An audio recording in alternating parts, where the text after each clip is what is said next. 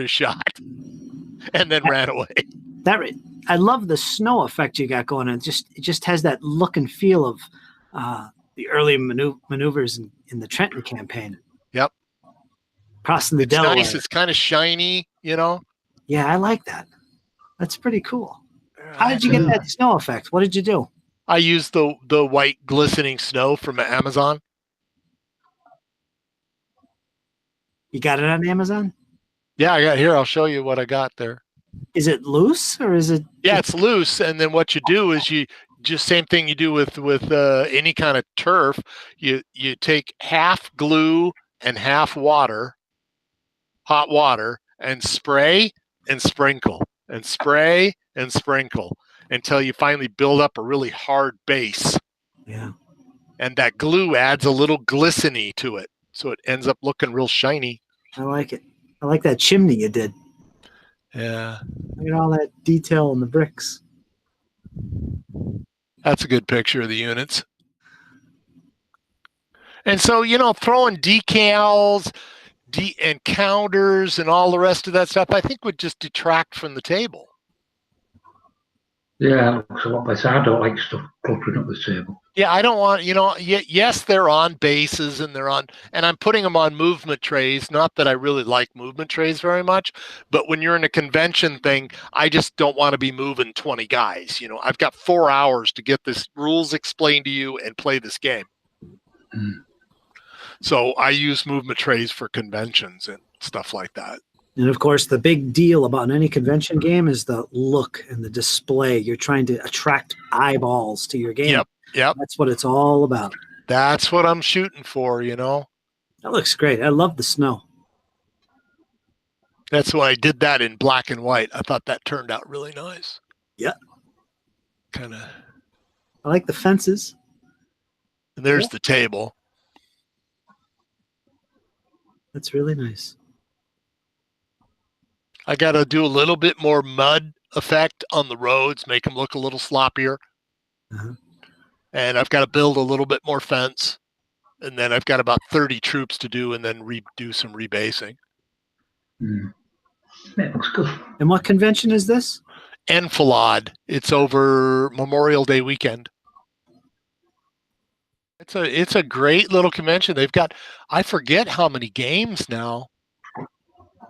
Like 90 some different games.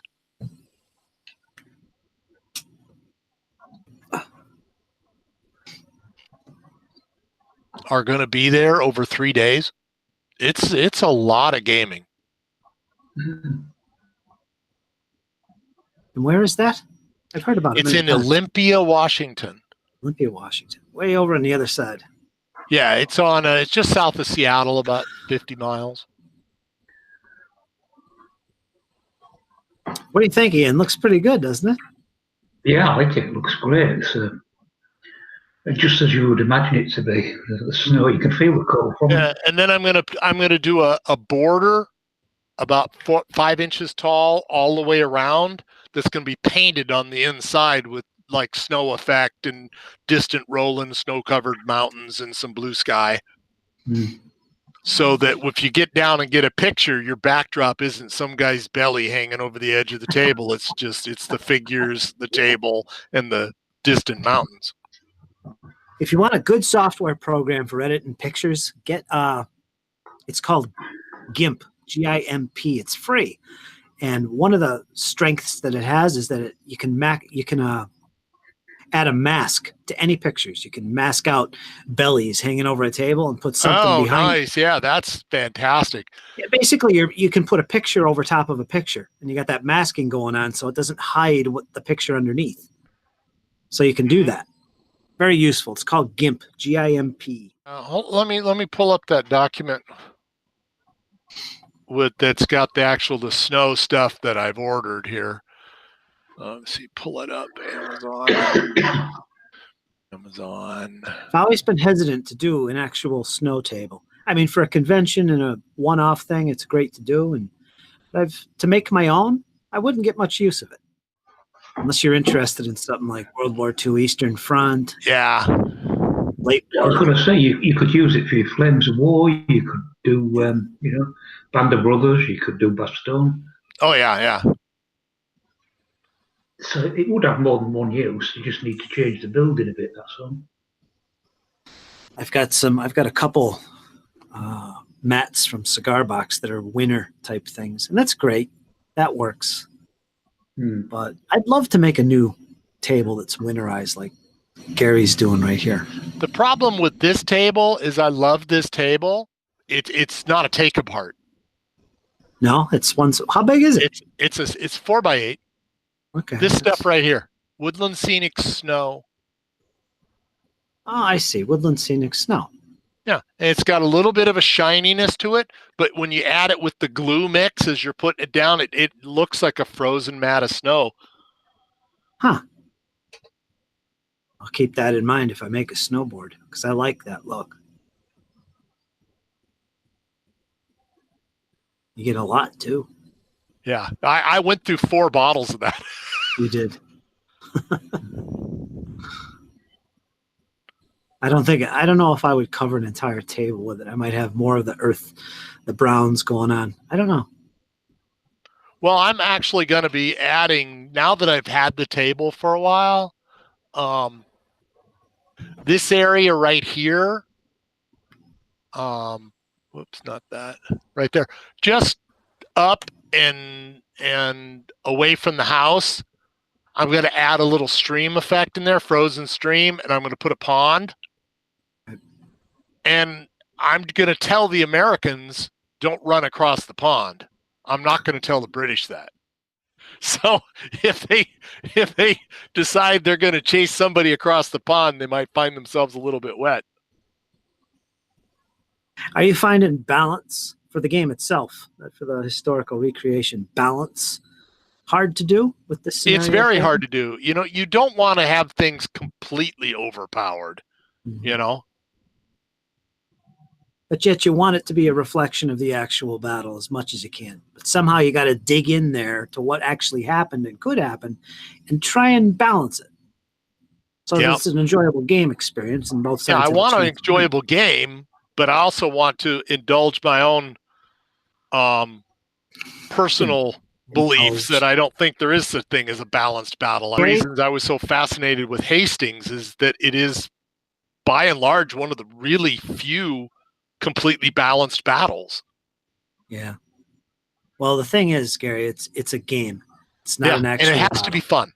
It has to be balanced to some degree, because otherwise no one has a chance of winning.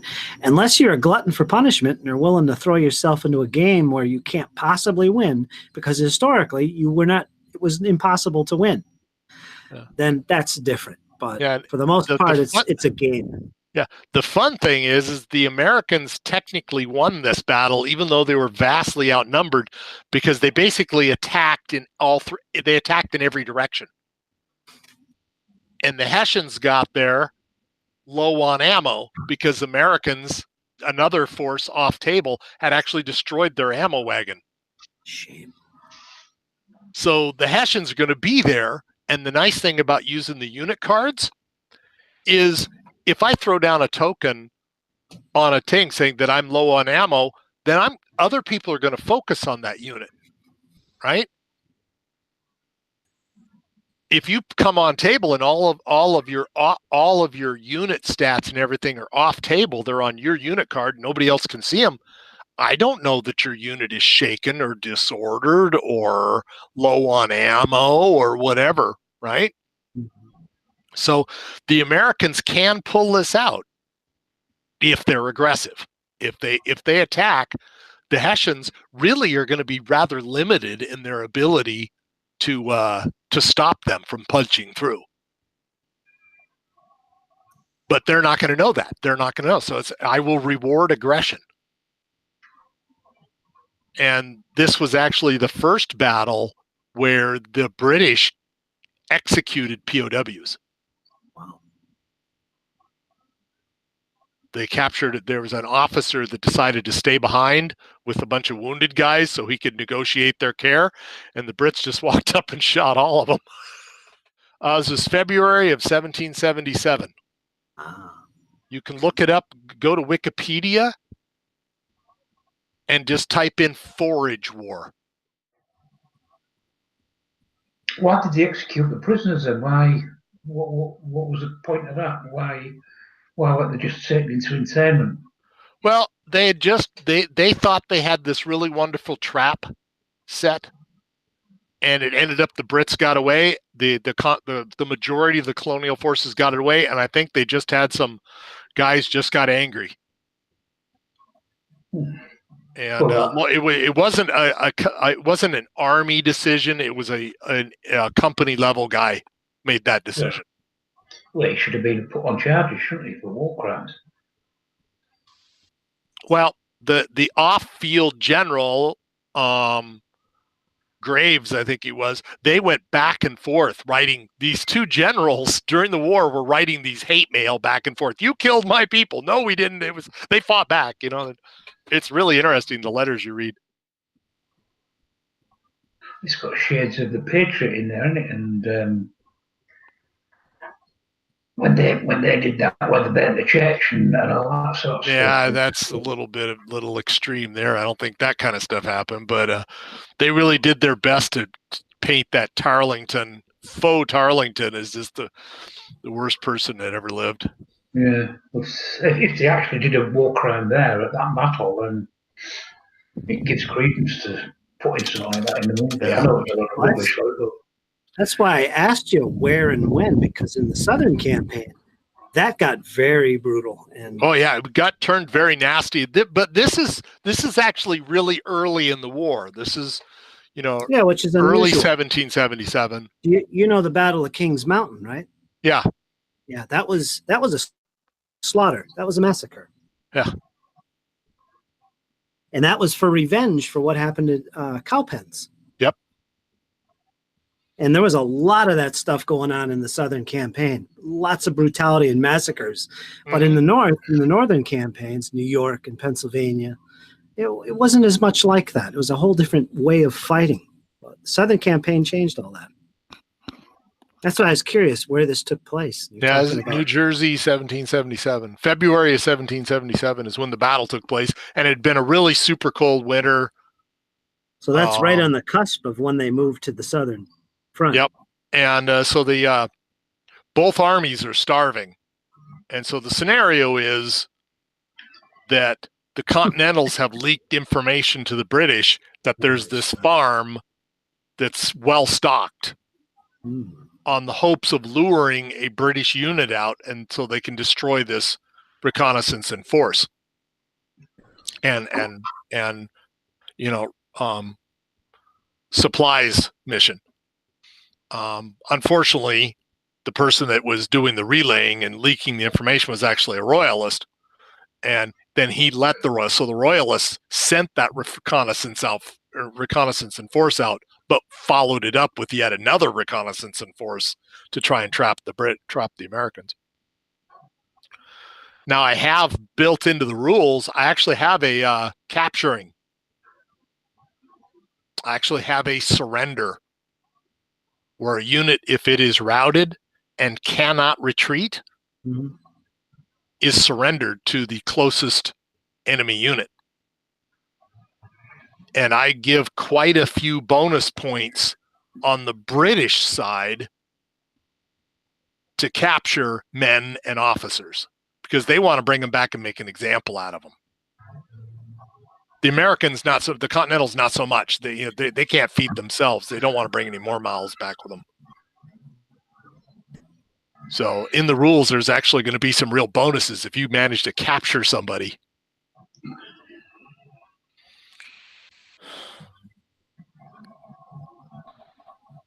And I've had a lot of fun playtesting those little bits.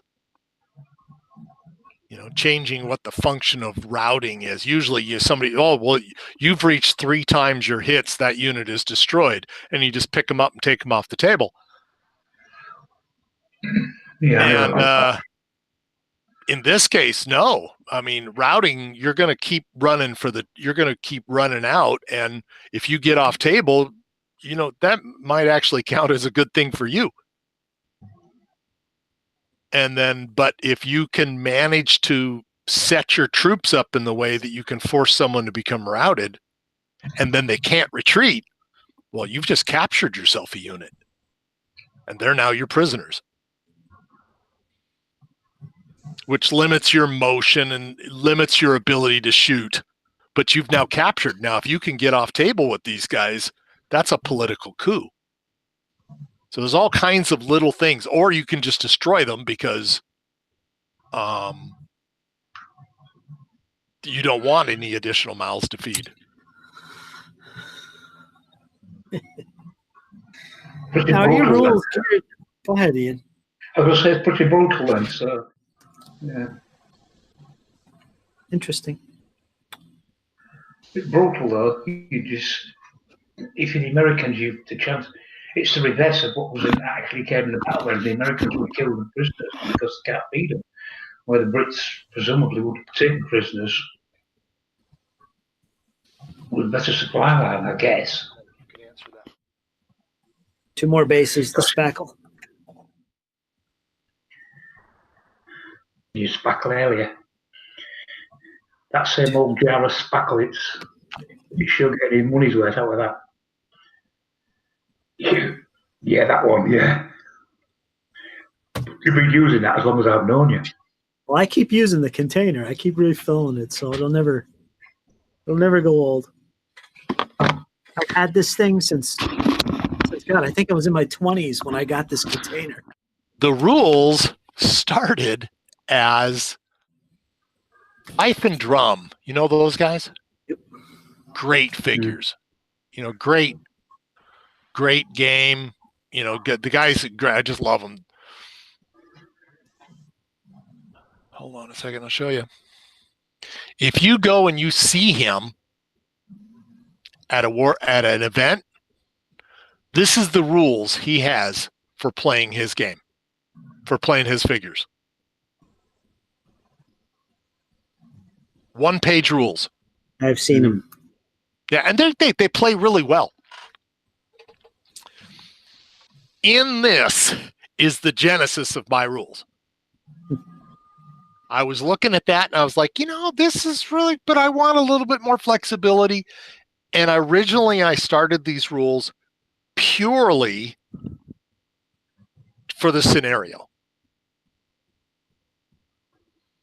But it has evolved. And I have decided that I wanted to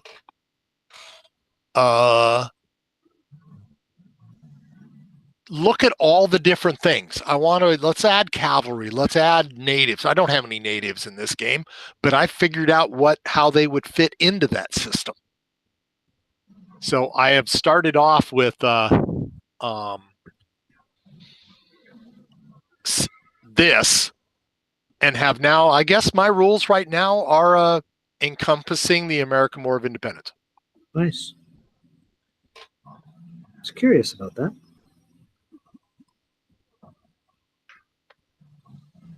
And I guess I've just come to just be in love with the process of writing these rules. And it started off as a 1-page rule. My whole thing was I want it to be a 1-page set of rules.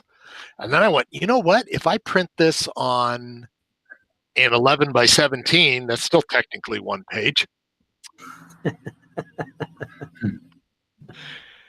I could do other things. And it's now 6 pages long. There you go. There you go. And here's the, fine, let's see, we'll start here. That's page 3. Here I've got, or here's I start off with the turn type and turn sequence, all the things that you can do to in describing how things work. And then I've got the rally. You do that first, you know, try and rally off the abuse from last turn. And then you activate and move your dudes, have them run around. I have added little things like, because I do Civil War reenacting, all the time you're doing something, and then the commander will realize, oh shit, I was supposed to be someplace else. As far as our unit, we're coming in on the wrong side. And the guy that we got as the commander now is just hilarious. And he'll say, break and reform over there. And we'll also break and run, and we'll just go over there. And it's such a funny little thing to do that I've actually added that in the rules. I've actually got a break and run. Yeah, and so it's you on your activation -1, you can just take off running. But when you finish the turn, you can't shoot for 2 turns, and you're facing away. So you better hope you get far enough away so that you don't get shot in the butt. But if you find yourself being outmaneuvered on the battlefield, like, these guys just came in on my flank, and this is a bad place to be. If I haven't moved yet, and my dude's got a chance to move, break and run. Now, it'll probably take you farther away than you want to be, and it will put you facing the wrong direction, but it'll get you out of that really bad spot. Again, that's a decision for you to make. And then hammering up shooting. Shooting's up here. Get shooting and target, so the shooter versus the shootee. Melee is the hard one. Melee is actually a pretty small part of unit maneuvers, but it's the toughest thing to figure out. How to keep melee balanced. So that one, I bet I have spent 10 hours using my little virtual dice, just bashing units against each other, trying to keep them balanced. And then I was like, I've got that gal friend of mine, and she's not a war gamer at all, but she's been doing my proofreading for me because I thought it would be nice to have somebody from outside who make sure the sentences make sense and stuff. And she had no idea what a lot of this stuff was, so I added a glossary. Here's all your dudes, and this is what they mean. So it started off as a labor of love just for this one battle, but it's kind of evolved now into hopefully a pretty good set of rules. I'll be pushing them out to tabletop commanders when I'm ready. Good. Put them in the file section. Mm-hmm. Yep, I'll convert them to PDF and stick them out there. Yeah, I think a few people will be downloading them. I will for certain. Look at them. Yeah, they'll be there. So once they're done and ready to go. But which should be within about another month, I think. I should have them ready. There, one more base. Well, that's interesting. Right? I enjoyed that. Development of your set of rules. Mm-hmm. And then I've developed unit commander cards. Here's all the cards with the picture of the dude and what level he is, what his command radius is, what his affiliation is. These are each side will have 4 commanders. Each commander having 2 officers underneath him. And what is each body of men? A company or a is a company. So these are my at-large commanders. These are the guys who can command several units at once. In the same way that 2 fat lardies have their big men and their level 2 and level 3 commanders. That's what this is. Every unit has a commander, and so the unit can operate on its own, but cannot control the actions or aid the actions of other surrounding units. These guys on the table, these are the guys who can say, okay, I've got a company of light infantry. I want you to protect that artillery. I want you two to attach to each other. and work as a single unit. It takes a level 2 or level 3 commander to do that. Right. And that's what these guys do. But on the cards, like for instance, what is it, Captain? He's got a red border, solid red border down both sides. But next to him, the major, he's got a red and a blue. Yeah, he's Hessian. Oh, Right. And the bottom corner, I presume he's militia, is he? With the He's blue militia. and the... He's militia ranger. Right. Okay. Just wondered what the color coding was. Yeah, he's militia ranger. And so I've got the blues and the reds with the majority color being the who they're affiliated with. But then you can take those guys and you can say they're attached to, the unit card. You say, okay, well, here's my unit card. Oh, that's not my unit card. I can't remember where my unit cards are. Did I get rid of them? Yeah, there they are. So there's my unit card, and it's got all my little tokens and everything on there for whether they're shaken or whether they're disordered or if they're fighting with Élan, and then you can put them together and then have your commander and say, this commander is controlling these 3 units. So in your rule set, will you have a page with these unit cards on for people to print? Yep. On the on the rule set here, I have examples of movement and firing, the penalties if you're in line, if you're in column, what it takes to go from column to line and back to column. When you're shooting, all your various firing arcs. Yeah. The difference between wheeling and facing and shifting. And then down on the bottom, I've got an example of a unit card and an example of what the facings on the unit are.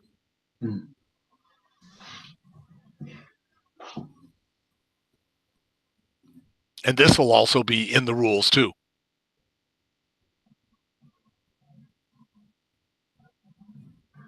Because I can see a way you could produce appendixes with, say, particular battles, small battles, and each one's got its unit card. No, that's a good idea. I could do that. I should do that for this game. I should have an appendix 1, Drake's Farm. Yeah. And say with this number of troops, this many of troops, this many. Yeah. And then that saves a lot of messing about because people can look at the battle and say, oh, yeah, I've got enough troops to do this one. Or I haven't got quite enough painted up to do that one, but I can do this one. Oh, okay. That's a good idea. That'll give me something to think about then. Yeah. If you've got if the cards are there, that's going to save people a lot of messing about because everything, all the information's on them. They just print them out, put them on card stock. You're good to go. Then you've already got your tokens, which I presume you're going to produce as well. Right. And so various battles, you could have different orders of battle. Some with the Grenadiers, some with the Scottish regiments, etc., etc. And it would. I had wanted to do some Scots for this game, but I ran out of time and money, so. I want to do some Highlanders for this game because there were Highlanders there was only one unit of them, but there were some Highlanders there. Yeah, so if you did something like that, that would be. Oh, that's a good idea. You just print off that page and you've got all your unit cards. Yeah. What I might do is set that up as an appendix if I get a couple of appendixes, but the appendix for this game. And the players that are going to play this game, I'm going to give them a copy of the rules. A little bit nicer set. I'm going to do the faux leather binding and stuff on it, so it really looks nice. Book cover kind of stuff.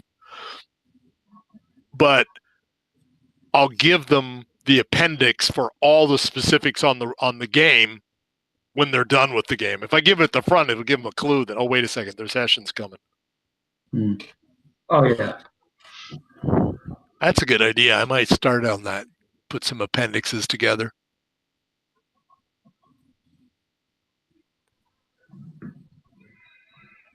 But anyway, it's fun. I have absolutely enjoyed creating this game and all the little add-ons to make it happen, and adding things like firing line and And now these shaken and disordered, you move from shaken to disordered downward. They're flipped sides of the same token. Yeah. And stuck means you have completely missed your activation roll. You're just stuck.